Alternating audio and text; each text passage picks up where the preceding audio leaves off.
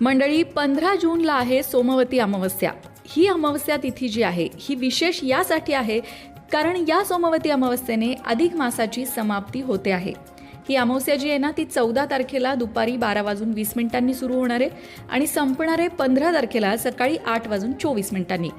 तर नक्की या सोमवती अमावस्येला काय करावं, काय करू नये, खास करून जर तुम्हाला काही आर्थिक अडचणी असतील तर त्या दूर करण्यासाठी असा कुठला एक खास उपाय करता येईल या संदर्भातच आजचा हा व्हिडिओ आहे. तेव्हा व्हिडिओ शेवटपर्यंत नक्की ऐका. मित्रांनो, अमावस्या तिथीला धार्मिक, आध्यात्मिक आणि ज्योतिषशास्त्रीय दृष्ट्या अनन्यसाधारण महत्त्व आहे आणि त्यात ती सोमवती अमावस्या असेल तर विचारायलाच नको. हा दिवस अत्यंत खास मानला जातो. म्हणूनच ज्योतिषशास्त्रामध्ये काही खास उपाय सांगितले आहेत जे या दिवशी केले असता त्याचे चांगले परिणाम आपल्या आयुष्यावर होतात. तेच उपाय आता आपण बघणार आहोत.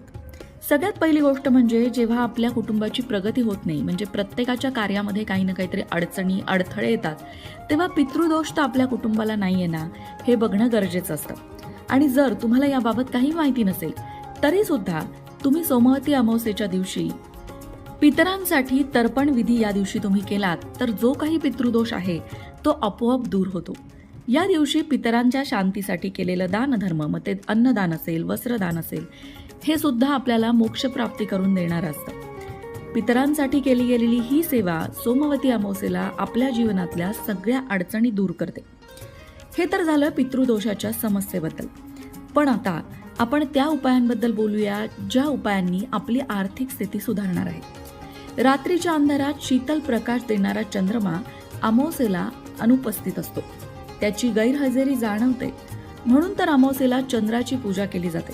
तसंच सोमवारी महादेवांची प्रार्थना आपण करतोच. सोमवार हा महादेवांचा वार आहे. म्हणूनच सोमवती अमावस्या विशेष आहे. चंद्राची आणि महादेवांची विशेष पूजा या दिवशी केली जाते. सोमवारी संध्याकाळी सूर्यास्तानंतर शुचिर्भूत होऊन देवापाशी दिवा लावावा, उदबत्ती ओवाळावी, महादेवांची आरती म्हणावी आणि त्यानंतर कापूर आरती करून घरभर फिरवावी. त्यानंतर महादेवांना पांढरी फुलं आणि बेल अर्पण करावा.